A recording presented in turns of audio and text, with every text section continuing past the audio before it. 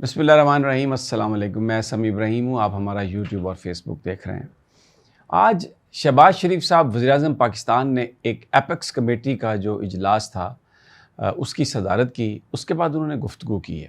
اس میں چاروں وزرائے اعلیٰ شریک تھے، کئی وفاقی وزراء بھی تھے، ہماری عسکری قیادت بھی تھی، اور پاکستان کو درپیش مسائل خاص طور پر جو سیکورٹی کے حوالے سے انہوں نے گفتگو کی۔ اور اس میں جو کل چائنا نے پیغام دیا تھا، چائنا نے یہ کہا تھا کہ اگر آپ اس ملک میں چینی سرمایہ کاری لانا چاہتے ہیں تو سیاسی استحکام لے آئیں اور سیکورٹی کے جو معاملات ہیں اس کو حل کریں۔ یہ دو مختلف چیزیں تھیں۔ سیاسی استحکام سے مراد بڑا واضح میسج تھا کہ تمام جو سیاسی جماعتیں ہیں ان کے بیچ میں مفاہمت سے آپ کا انداز گورننس ہونا چاہیے، گورنمنٹ جو ہے وہ اس کے اوپر کوئی ڈسپیوٹ نہیں ہونا چاہیے، اور تمام جو سٹیک ہولڈرز ہیں وہ سیم پیج پہ ہوں۔ مطلب یہ تھا کہ اگر ملک میں انتخاب ہوئے تو کسی کو یہ نہیں ہونا چاہیے کہ یہ غیر منصفانہ ہوئے، کسی کا حق مارا گیا، کیونکہ یہی بات عمران خان نے بھی کہی کہ اگر کوئی پاپولر گورنمنٹ نہیں ہے جس کو لوگ چاہتے ہیں، اگر وہ لوگ حکمران نہیں ہیں تو کوئی ریفارمز نہیں ہو سکتی، کوئی ماحول ایسا نہیں بن سکتا جس سے اسٹیبلٹی آئے، جس سے سرمایہ کاری آئے، اور سیکورٹی کے چیلنجز بھی قوم پھر ہی فیس کر سکتی ہے، مقابلہ کر سکتی ہے اگر ان کی گورنمنٹ جو ہے وہ الیکٹڈ گورنمنٹ ہو اور ان کی خواہشات کی آئینہ دار ہو۔ تو آج شہباز شریف نے جو تقریر کی ہے، میں آپ کو پہلے بتا دیتا ہوں، منافقت سے بھری ہوئی تقریر، اور جو چیلنجز ہیں، اصل جو چیلنجز ہیں ان کو پھر وائٹ واش کرنے کی کوشش کی، پھر ان کو چیزوں کو اپنے مقاصد کے لیے استعمال کرنے کی کوشش کی۔ مثال کے طور پر میں بہت ساری چیزیں انہوں نے کہی، ایک ایک کر کے میں آپ کو اس کا تجزیہ پیش کرتا ہوں اور اس کا مفہوم سمجھاتا ہوں۔ سب سے بڑی بات جو کہی چائنا نے کہ آپ اپنے ملک میں سیاسی استحکام لے کے آئیں، تو آج شہباز شریف صاحب نے یہاں تک تو کہا کہ ہماری جو ریاست ہے اس کو نرم نہیں ہونا چاہیے، قانون کی عملداری ہونی چاہیے، تمام قوم کو جو ریاست کو درپیش چیلنجز ہیں اس کا سامنا کرنا چاہیے۔ بالکل ٹھیک ہے، سب یہ کہتے ہیں۔ دہشت گردی کا مقابلہ آپ صرف ایک ادارے پہ نہیں چھوڑ سکتے، کوئی صرف ایک وفاق پہ نہیں چھوڑ سکتے، پوری قوم کو اس میں آ کر فیصلہ کرنا ہوگا۔ لیکن ایک بڑا سوال یہ ہے، دہشت گرد کی تعریف تو کر لیں کہ دہشت گرد ہے کون؟ کیا صرف وہ دہشت گرد ہے جو بم مارتا ہے، آ کے لوگوں کو مارتا ہے، بلاسٹ کرتا ہے، سوئسائڈل بومبنگ کرتا ہے؟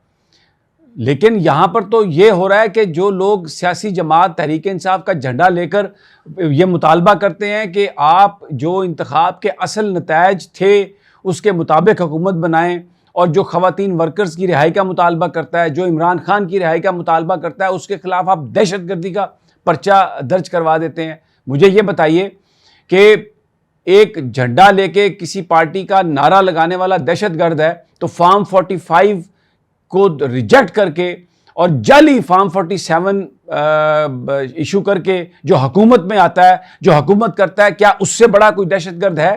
شہباز شریف صاحب، آپ تو پورے اس گروپ کے سرغنہ ہیں، آپ کے پاس تو مینڈیٹ ہی نہیں ہے جہاں پر آپ بیٹھ کے ایپیکس کمیٹی کا اجلاس صدارت کر رہے ہیں۔ آپ لوگوں کو کہہ رہے ہیں کہ دہشت گردی کے لیے مل کر ساتھ دیں قوم، اور نرم ریاست نہیں ہو سکتی۔ بالکل ریاست نرم تھی تو آپ حکمران بن گئے نا آ کے۔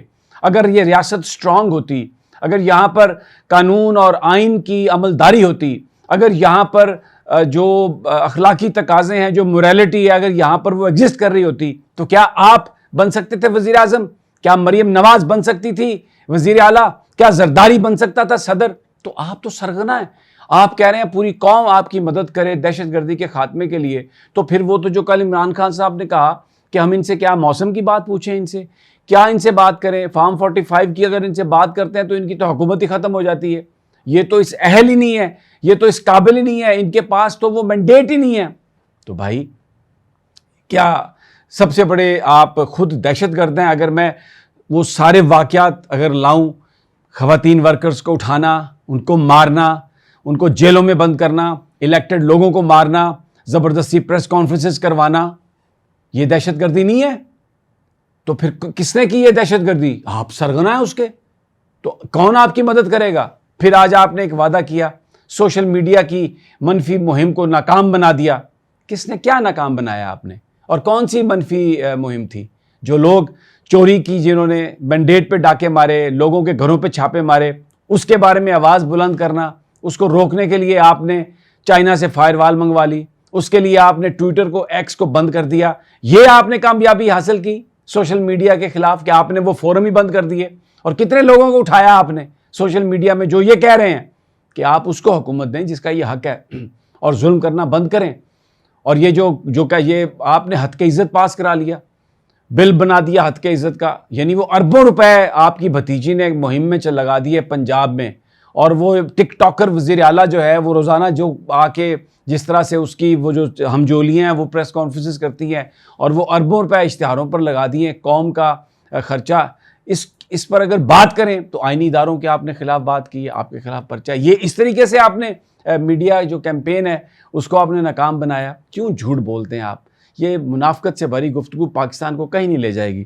پھر آپ یہ کہہ رہے ہیں کہ سیاسی قیادت کو واضح ہونا چاہیے, مذہبی قیادت کو واضح ہونا چاہیے کہ ہماری جنگ ہے یہ دہشت گردی کے خلاف, کسی غیر کی جنگ نہیں. پچھلے 30 سال میں آپ نے جو جنگیں لڑی ہیں, آپ افغانستان میں چلے گئے روس کے خلاف لڑنے کے لیے اور کہا یہ بھی ہماری جنگ ہے, یہ غیر کی جنگ نہیں. پوری دنیا سے آپ نے لوگ اکٹھے کر لیے, CIA نے آپ کو پیسے دیے, آپ نے وہ جنگ لڑی. اس کو بھی آپ نے کہا یہ ہماری جنگ ہے, یہ غیروں کی جنگ نہیں ہے. پھر پرویز مشرف ایک ٹیلی فون کال پر ڈھیر ہو گیا, اور اس کے بعد جو افغانستان کے اندر جو تباہی اور قتل و غارت کی آپ نے, وہ بھی کہا کہ آپ نے ہماری جنگ ہے, یہ غیروں کی جنگ نہیں ہے.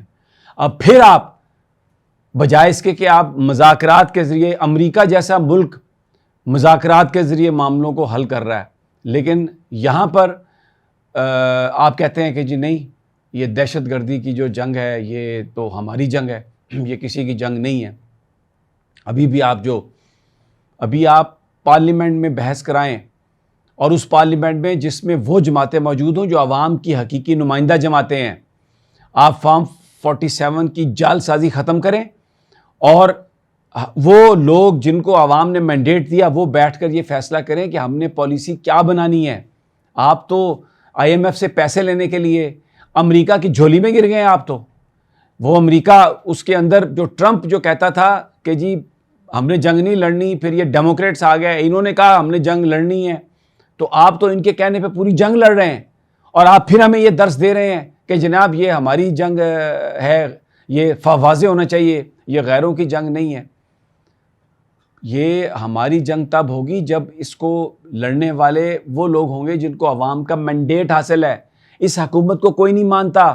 چائنا کھل کے کہہ گیا آپ کو کل کہ سرمایہ کاری لانی ہے, سیکورٹی چیلنج اگر امپروو کرو اور سیاسی استحکام لے کے آؤ, تو آپ آج آ کے کیا درس دے رہے ہیں یہاں پر کہ سیاسی قیادت کو واضح, سیاسی قیادت پاکستان کی, اس کو یہ واضح ہے کہ پاکستان کی ترجیحات کیا ہیں.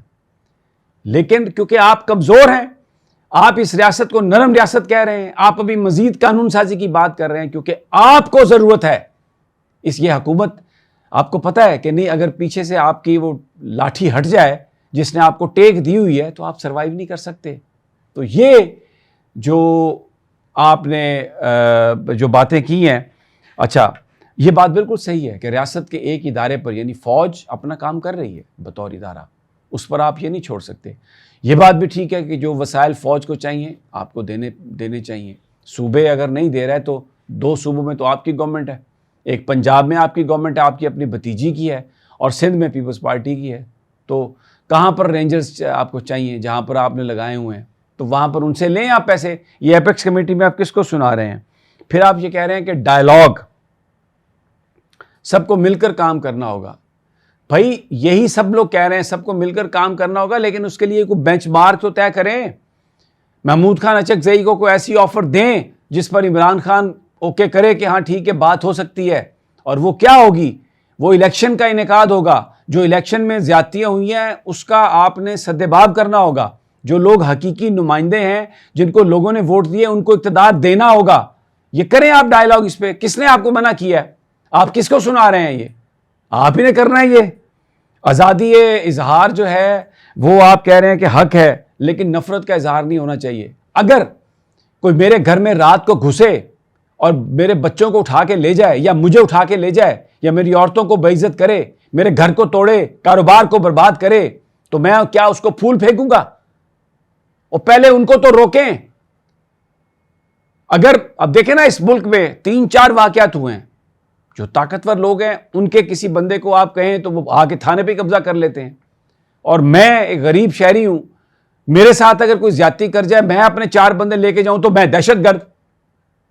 آپ اگر فارم 47 پر آئیں تو آپ صاحب اقتدار، آپ جھوٹے فارم پر آئیں آپ عزت دار، آپ قانون کی عملداری کرنے والے، اور میں اگر اپنا حق مانگوں کہ مجھے ووٹ اتنے ملے تھے میرا حق ہے تو میں دہشت گرد۔ اور اگر کوئی اس کو رپورٹ کرے تو نفرت کا اظہار ہے۔ اگر کوئی یہ کہے کہ یہ واقعات جو ہوئے ہیں اس میں میں ملوث نہیں ہوں، اس کی تحقیقات کروائیں، اس کی CCTV فوٹیج لائیں، تو میں غدار ہوں، تو میں دہشت گرد ہوں۔ اور جنہوں نے یہ کیا، جو اس وقت حکمران ہیں، وہ انسانیت کے اور شرافت کے پیکر ہیں۔ تم اگر فوج کو گالی نکالو تو وہ تمہاری حکمت ہے، ہم اگر کچھ اپنے اوپر ہونے والے ظلم کی بات کریں تو ہم دہشت گرد ہیں۔ ایک منافقت پر مبنی تقریر، ایسی تقریروں سے ملک ترقی نہیں کرے گا۔ Action must be louder than the words. جو کہا جا رہا ہے، جو زبان خلق کو نکارہ خدا سمجھو دنیا کہہ رہی ہے، کچھ نہیں دیا کسی نے، نہ سعودی عرب نے دیا، نہ UAE نے دیا، اور کوئی کچھ نہیں دے گا آپ کو۔ غریبوں کو لوٹتے جا رہے ہو، مارتے جا رہے ہو، کہہ رہے ہو کہ غریب کو صرف روٹی کی فکر ہے، غریب کو صرف روزگار کی فکر ہے۔ غلط کہتے ہو تم۔ یہ غریب تھے جنہوں نے عمران خان کو ووٹ دیے، سیاسی شعور ہے ان میں، وہ تم جیسے جعل سازوں کو نہیں چاہتے۔ ان کو صرف روٹی کی فکر نہیں ہے، اگر صرف روٹی کی فکر ہوتی تو وہ 18 فروری کو ووٹ نہ دیتے آ کے۔ ان کا گھروں سے باہر نکلنا اس بات کی علامت ہے، اس بات کا ثبوت ہے کہ وہ سیاسی شعور رکھتے ہیں، اور وہ چاہتے ہیں کہ ہم کوئی غلام ہیں۔ ان کا سوال یہ ہے، کیا ہم کوئی غلام ہیں؟ اور وہ پھر ناانصافی کے بارے میں کہتے ہیں ایبسولوٹلی ناٹ۔ اللہ نگہبان۔